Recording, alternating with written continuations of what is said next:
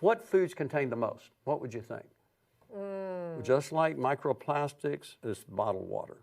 Bottled water has the most microplastics and has much higher levels of PFAS. Right. And so we got to cut out the bottled water. Number two, That's butter. Plastic. Bottled water and plastic, We have correct. to clarify. Butter contains a lot because butter contains that grease-proof food wrapping. You know, when you take the little, peel the paper back off butter, that contains PFAS or forever chemicals, and they leach into the butter. Wow. So you need to, and almost all butter's in some kind of plastic container, or it's got that grease-proof paper in it. Other foods that contain include the processed meat, and there's our processed meat again.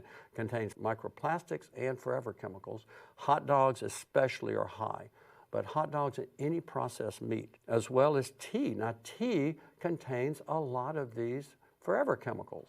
Mainly the tea bags are treated with chemicals containing PFAS. It's just it's industry standard to spray those tea bags with this PFAS.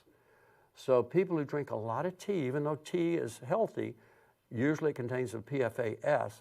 And so you need to make sure that you have either organic tea or PFAS-free tea bags.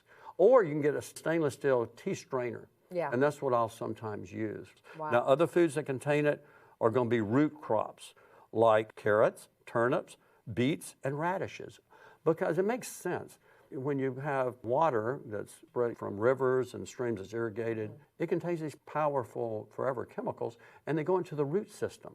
And so that's why they're especially in the root vegetables, but also they're found in the other veggies, including kale and collard greens and cabbage. Leafy greens contain them. Why? Because it's the water again.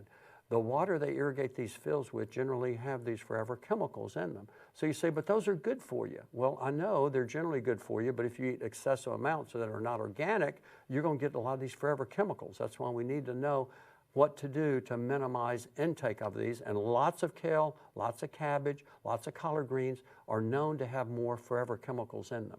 Okay. You got to get to telling us. I'm going to in just a minute. Let me just go through these real quick. Okay, there's just a few more. Eggs. Higher concentration of eggs. Why? Because chickens are fed processed corn. They drink the water that contains the forever chemicals. Coffee can have more, so get organic coffee.